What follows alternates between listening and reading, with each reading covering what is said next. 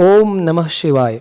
शिव जो विनाशक भी हैं और निर्माण भी, जो योगी भी हैं और संसार के सबसे बड़े रक्षक भी। लेकिन क्या आपने कभी सोचा है, जिस शिव को हम नीलकंठ कहते हैं, उन्होंने विष क्यों पिया और वह विष उनके लिए प्राण घातक क्यों नहीं हुआ? यह सिर्फ एक पौराणिक कथा नहीं है, यह मानव जीवन का सबसे गहरा आध्यात्मिक रहस्य है। बहुत समय पहले देवता और दानव दोनों अमरता की तलाश में थे। समुद्र मंथन का निर्णय हुआ, मंदार पर्वत बना मंथन की छड़ी, वासुकी बने रस्सी। लेकिन जैसे ही मंथन शुरू हुआ, मंदार पर्वत समुद्र में डूबने लगा। तब देवता और दानव दोनों घबरा गए। तभी भगवान विष्णु ने कूर्म अवतार लिया। कूर्म मतलब कछुआ। कछुए का अवतार धारण किया और अपने विशाल पीठ पर मंदार पर्वत को धारण कर लिया। उसी आधार पर समुद्र मंथन सफल हो सका। फिर जब मंथन आगे बढ़ा, सबसे पहले जो निकला वह था हलाहल विष। इतना घातक विष कि स्वर्ग, पृथ्वी और पाताल तीनों लोक जलने लगे। देवता घबरा गए, दानव भाग खड़े हुए। कोई भी उस विष को छूने को तैयार नहीं था। सबने शिव को पुकारा। चारों ओर त्राही त्राही मच गई। तब देवताओं ने एक ही नाम पुकारा, शिव शिव शिव। भगवान शिव ध्यान अवस्था में थे। ना उन्हें अमरता चाहिए थी, ना स्वर्ग का राज्य। लेकिन जब उन्होंने देखा कि पूरा संसार नष्ट होने वाला है, तो उनकी करुणा जाग उठी। भगवान शिव प्रकट हुए।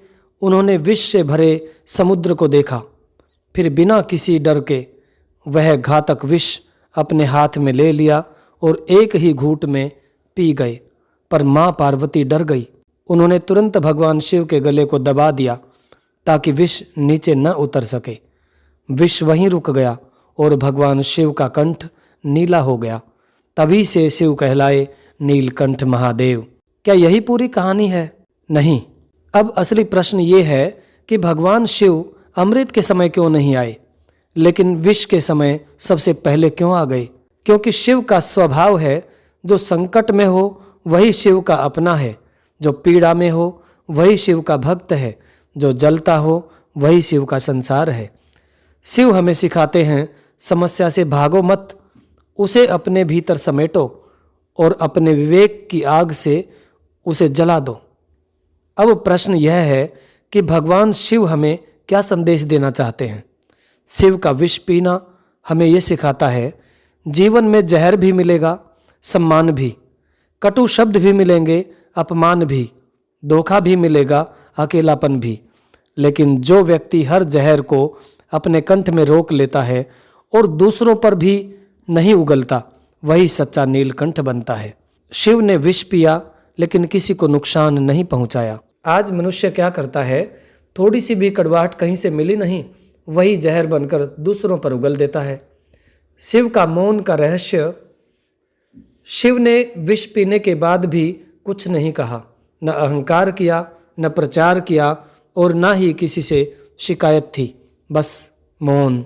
क्योंकि शिव जानते थे, सच्चा त्याग बोलकर नहीं दिखाया जाता, वह बस किया जाता है।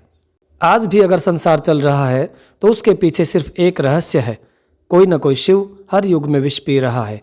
कभी माता पिता, कभी सैनिक, कभी किसान, कभी कोई गुमनाम इंसान। इसलिए शिव सिर्फ मूर्ति नहीं, शिव एक चेतना है।